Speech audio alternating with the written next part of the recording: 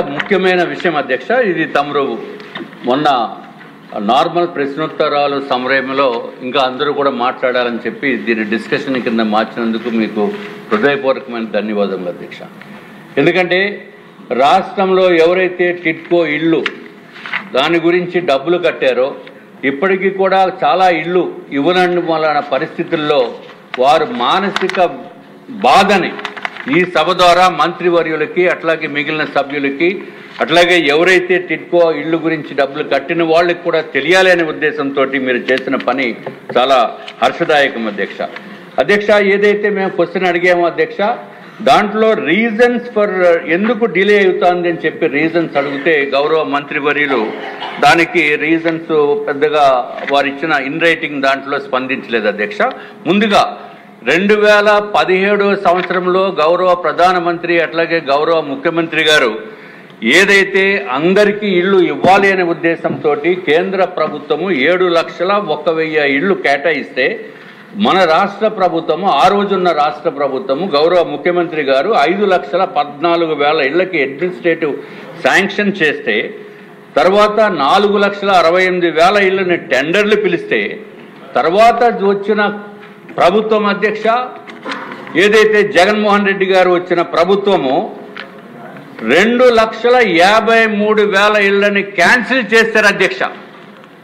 Distraction కి మరో పేరు జగన్మోహన్ రెడ్డి గారు. మేము ఏదైతే 2,23,000 ఇళ్ళు క్యాన్సిల్ చేయడం అంటే ఇంతకంట దారుణమైన విషయం ఏమీ ఉండదు అధ్యక్ష. అధ్యక్ష, ప్రజావేదికని కూల్చిన వ్యక్తి ఇళ్ళని కూడా కూల్చేస్తాడు, ఆశల్ని కూడా అడియాస చేసేస్తారని చెప్పి ఎవరు ఎక్స్పెక్ట్ చేయలేదు అధ్యక్ష. అందరికీ ఇళ్ళు అనేది అద్భుతమైన పథకము. దానికి కేంద్ర ప్రభుత్వం నిధులిస్తుంది, రాష్ట్ర ప్రభుత్వం నిధులిస్తుంది. అయినప్పటికీ కూడా ఆ మనసు లేని వ్యక్తి ఏదైతే జగన్మోహన్ రెడ్డి గారు ఉన్నారో ఎందుకు ఈ బీద బలహీన వర్గాలపైన ఇంత కోపంతో ఇంత దారుణమైన పని ఎందుకు చేస్తారనేది నిజంగా అర్థం కానటువంటి విషయం అధ్యక్ష. అధ్యక్ష, ఏదైతే కేంద్ర ప్రభుత్వము రాష్ట్ర ప్రభుత్వము ప్రతిష్టాత్మకంగా తీసుకుని ఆనాటి ప్రభుత్వము 2019 వరకు ఉన్నప్పుడు ఎక్కడా కూడా కాంట్రాక్టర్స్ పేమెంట్స్ ఇబ్బంది లేదు అధ్యక్ష. కానీ డిలే అయిన మాట వాస్తవము. దానికి డిలేకి కారణం ఏంటంటే సైట్ హ్యాండింగ్ ఓవర్ చేయటంలో డిలే ఉంది. అట్లాగే కేటగరైజేషన్ ఆఫ్ బెనిఫిషరీస్ అంటే ఏ 300 SFT ఎన్ని కావాలి, 430 SFT ఎన్ని కావాలి, 365 SFT ఎన్ని ఇళ్ళు నిర్మాణం చేయాలి ఆ పర్టికులర్ లేఅవుట్స్లో అని చెప్పి డిసైడ్ చేయడంలో లేట్ అయింది అధ్యక్ష. అట్లాగే ప్రభుత్వం మారిన తర్వాత జగన్మోహన్ రెడ్డి గారు వచ్చిన తర్వాత శాండ్ పాలసీ అని తీసుకొచ్చి ఎక్కడ నిర్మాణ రంగానికి శాండే దొరకనటువంటి పరిస్థితిని తీసుకొచ్చారు అధ్యక్ష. దాని మూలాన్ని సుమారు సంవత్సరం కాలం మొత్తము నిర్మాణ రంగం అంతా కూడా నాశనం అయిపోయింది అధ్యక్ష. ఇది ఒక్కటే కాకుండా కొన్ని వర్క్స్ని సస్పెండ్ చేశారు అధ్యక్ష. అలాగే ఆల్టర్నేటివ్ డిజైన్స్ కొత్త అన్ని కూడా చేయటం జరిగింది అధ్యక్ష. తర్వాత COVID-19 వచ్చింది. ఆ COVID-19 వలన సుమారు సంవత్సరన్నర కూడా టైం వేస్ట్ అయిపోయింది అధ్యక్ష. అధ్యక్ష, ఇది ఒక్కటే కాకుండా ఎంత డిఫరెన్స్ అంటే అధ్యక్ష, గౌరవ ముఖ్యమంత్రి చంద్రబాబు నాయుడు గారు ఉన్న టైంలో కాంట్రాక్టర్స్ ఎవరు ఇబ్బంది పడలేదు అధ్యక్ష. ప్రభుత్వం మారిన వెంటనే ఆ ఇబ్బందులు ఏంటో అని తెలిసినాయి అధ్యక్ష.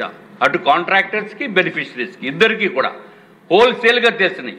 దానికి రీజన్ ఏంటంటే డబ్బులు ఇవ్వక కోట్లాది రూపాయలు పెండింగ్ బిల్స్, 100 కోట్ల రూపాయలు పెండింగ్ బిల్స్ ఉన్నప్పుడు పెండింగ్ బిల్స్ పైన ఏమాత్రం దృష్టి పెట్టకుండా ఆనాటి ముఖ్యమంత్రి జగన్మోహన్ రెడ్డి గారు దారుణంగా డిలే చేశారు అధ్యక్ష. కొంతమంది పేమెంట్స్కి అయితే 300 రోజుల నుంచి 550 రోజుల వరకు పేమెంట్స్ ఇవ్వలేదు అధ్యక్ష. దీని వలన ఎంతో ఇబ్బందులు పడ్డారు అధ్యక్ష. అధ్యక్ష, మనకి ఒక సామెత ఉంది అధ్యక్ష, గాలిలో మేడలు కట్టొద్దని. అంటే గాలిలో ఇల్లు నిర్మాణం చేయొద్దు, ఊరికే ఊహాగానాలతో గడపొద్దని సామెత ఉంటే కానీ అది సామెత కింద లేదు అధ్యక్ష. ఆనాటి ముఖ్యమంత్రి జగన్మోహన్ రెడ్డి గారు ఆ సామెతని నిజం చేశారు అధ్యక్ష. అక్కడ ఇల్లే లేవు, ట్రై జంక్షన్లో గాలిలో మేడలు కట్టేసి మామూలుగా అందరికీ కూడా అలాట్మెంట్ కూడా చేసేసిన ఘనత కేవలము జగన్మోహన్ రెడ్డి గారికి వస్తుంది అధ్యక్ష. ఇల్లు నిర్మాణంలో లేకుండా కూడా ఇల్లు నిర్మాణం అయినట్టుగా ఊహించి వాళ్ళకి అధ్యక్ష రిజిస్ట్రేషన్ చేశారు అధ్యక్ష. ఇదిగో అధ్యక్ష, మళ్ళీ చూపిస్తున్నా. జగన్మోహన్ రెడ్డి గారు మీరు కూడా చూడండి దయచేసి. మీరు ఇల్లు ఏదైతే ఇల్లు లేవు అధ్యక్ష, ఫౌండేషనే లేదు. గ్రౌండ్ ఫ్లోర్ ఒకళ్ళకి ఇచ్చేశారు, సెకండ్ ఫ్లోర్ ఒకళ్ళకి ఇచ్చేశారు, రిజిస్ట్రేషన్ చేశారు. ఇంకా వీలైతే చంద్రమండలం పైన కూడా రాసిద్దరు అధ్యక్ష. ఈ ప్రభుత్వము ఎంత ఆనాటి ప్రభుత్వం ఎంత దారుణంగా బిహేవ్ చేసిందనేది ఒక ఎగ్జాంపుల్ అధ్యక్ష. 1296 ఇళ్ళు ట్రై జంక్షన్లో ఫౌండేషన్ కూడా వేయనటువంటి పరిస్థితుల్లో వాళ్ళకి రిజిస్ట్రేషన్ చేసేస్తే అధ్యక్ష, ఒక్క ఇన్సిడెంట్ తమ దృష్టికి నేను తీసుకురావాల్సింది ఉంది అధ్యక్ష. ఏదైతే మా నియోజకవర్గంలో ఒక లేడీని తర్వాత వాళ్ళ పాప ఇద్దరు వచ్చి నా దగ్గరికి వచ్చి మొరపెట్టుకుంది ఏంటి అధ్యక్ష, వాళ్ళకి పెళ్లికి అమ్మాయికి పెళ్లి చేద్దామంటే వాళ్ళు కట్న కానుకలు ఏమి ఇవ్వగలరు అని అనుకుంటే వీళ్ళు ఈ ట్రై జంక్షన్లో ఇల్లు నిర్మాణంలో ఉంది అని చెప్పి ఏదైతే డాక్యుమెంట్ ఉందో వాళ్ళు డబ్బులు ₹1,00,000 కట్టి బ్యాంక్ లోన్ శాంక్షన్ అయ్యి ప్రతి నెల ₹3,200 కడుతున్నప్పుడు అధ్యక్ష, ఇదంతా మీకు కట్నం కింద ఇస్తానని చెప్తే పెళ్లి కూడా ఫిక్స్ అయిపోయింది, ముహూర్తాలు ఫిక్స్ చేసుకున్నారు. కానీ ఎందుకో ఈ టిడ్కో ఇళ్ల పైన ఈ జగన్మోహన్ రెడ్డి గారు నిర్మాణం చెయ్యరు అనే ఉద్దేశంతో ప్రజలందరికీ తెలిసిన తర్వాత వాళ్ళు ఏదైతే కట్న కానుకలుగా ఇద్దామనుకున్న ఏదైతే ఇల్లు ఉందో అక్కడికి వెళ్ళి చూసుకుంటే అధ్యక్ష, అక్కడ ఇల్లే లేదు అధ్యక్ష. వెంటనే పెళ్లి కూడా క్యాన్సిల్ అయిపోయింది అధ్యక్ష. ఎంత దారుణం అంటే వాళ్ళు పాపం వచ్చి గోల పెట్టి బాధపడుతూ ఉంటే మనం చేయవలసిన సహాయం ఏదో కొంచెం చేసి, అమ్మ మీరు కంగారు పడద్దు, నెక్స్ట్ గవర్నమెంటు మన ప్రభుత్వం వస్తుంది, కూటమి ప్రభుత్వం వస్తుంది, దయచేసి మీరు ఎటువంటి అగాత్యాలకి పాల్పడొద్దని చెప్పిన తర్వాత వాళ్ళకి మనోధైర్యం కల్పించిన తర్వాత అధ్యక్ష, ఇప్పటికీ మళ్ళీ కొంత కాలం సమయం దాటిపోయింది అధ్యక్ష. దయచేసి మీ ద్వారా నేను ముఖ్యమంత్రి వర్యుల్ని అట్లాగే మన మంత్రివర్యులు నారాయణ గారిని, ఎందుకంటే అధ్యక్ష అధికారులు కూడా మంచి అధికారులు ఉన్నారు అధ్యక్ష. MD is very good, positive attitude తోటి ఎప్పుడు నిర్మాణం కంప్లీట్ చేసి చేద్దామనే తాపత్రయంతో ఉన్నప్పటికీ కూడా నిధుల కొరత మలాన ఇదేమో ముందుకు జరగట్లేదు అధ్యక్ష. కాబట్టి మరి ఒక్కసారి తమరి ద్వారా నేను వీరందరికీ కూడా విన్నవించుకుంటున్నాను అధ్యక్ష. ఏదైతే ట్రై జంక్షన్లో ఇల్లు నిర్మాణంలో ఉండి ఏమీ లేకుండా ఉండి 1296 మందికి అలాట్మెంట్ చేసేసిన వాళ్ళకి కూడా ఎక్కడో చోట మీరు ఇల్లు ఇవ్వాలని చెప్పి తమరి ద్వారా మేము తెలియజేసుకుంటున్నాం అధ్యక్ష.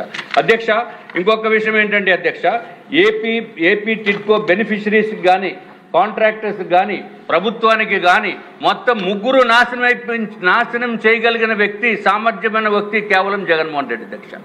ఎక్కడైనా డిపార్ట్మెంట్ కన్నా మంచి పేరు వస్తుంది, లేకపోతే ప్రభుత్వానికన్నా మంచి పేరు వస్తుంది, లేకపోతే కాంట్రాక్టర్కి మంచి పేరు వస్తుంది, బెనిఫిషరీస్ అన్నా సంతోషంగా ఉంటారు. నలుగురు కూడా సర్వనాశనం అయిపోయారు అధ్యక్ష ఈ జగన్మోహన్ రెడ్డి గారు చేసిన పని.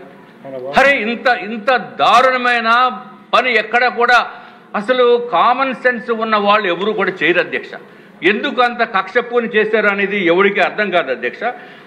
ఇంకొక విషయం అధ్యక్ష, ఏదైతే టెండర్స్ 2000 ఇంకా బెనిఫిషరీస్ గురించి ఇంకా మిగిలిన వాళ్ళు కూడా మాట్లాడవలసిన అవసరం ఉంది, వారు కూడా మాట్లాడతారు అధ్యక్ష. నేను క్లుప్తంగా ముగిస్తాను అధ్యక్ష.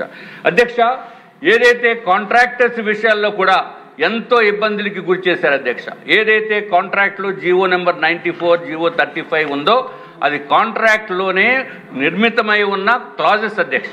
దాని ప్రకారము ఏదైతే ఏ సంవత్సరంలో అయితే ఎంత పని చేస్తామో ఆ పని చేసినందుకు ఆ ఎస్ఎస్ఆర్ రేట్ల ప్రకారం ఇవ్వటం జరుగుతుంది అధ్యక్ష.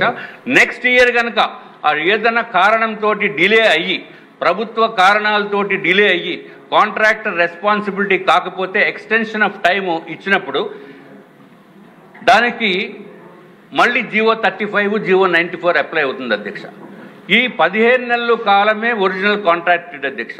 కానీ 15 నెలలు దాటిపోయిన తర్వాత కూడా ఎక్స్టెన్షన్ ఆఫ్ టైం ఇచ్చినప్పుడు అధ్యక్ష దారుణంగా అధికార యంత్రాంగం ఏం చేశారంటే అధ్యక్ష, extension of time is granted without liquidated damages and without price escalation. అరే this is really ridiculous in the entire country అధ్యక్ష. ఏ డిపార్ట్మెంట్లో కూడా ప్రభుత్వము మూలాన తప్పులు జరిగినప్పుడు కాంట్రాక్టర్స్ పైన పెనాల్టీ వేయటం అంటే ఇంతకంటే దారుణం ఏం లేదు అధ్యక్ష. పెనాల్టీ వేయలేదు, ఇండైరెక్ట్గా ఏమని చెప్పారంటే ప్రైస్ ఎస్కలేషన్ ఇవ్వన్నారు అధ్యక్ష. కానీ ప్రైస్ ఎస్కలేషన్ అనే క్లాజ్ కూడా టెండర్లో లేదు అధ్యక్ష. ఓన్లీ ప్రైస్ అడ్జస్ట్మెంటే ఉంది. కాబట్టి అది వర్తించదు. ఎవరైతే కాంట్రాక్టర్స్ పని చేశారో ఇంకా పని చేయాలనుకుని ఇప్పుడు ముందుకు వస్తున్నారో ఈ జీవో 35, జీవో 94 ప్రకారము పేమెంట్స్ ఇవ్వాల్సిందిగా తమ ద్వారా నేను కోరుతున్నాను అధ్యక్ష.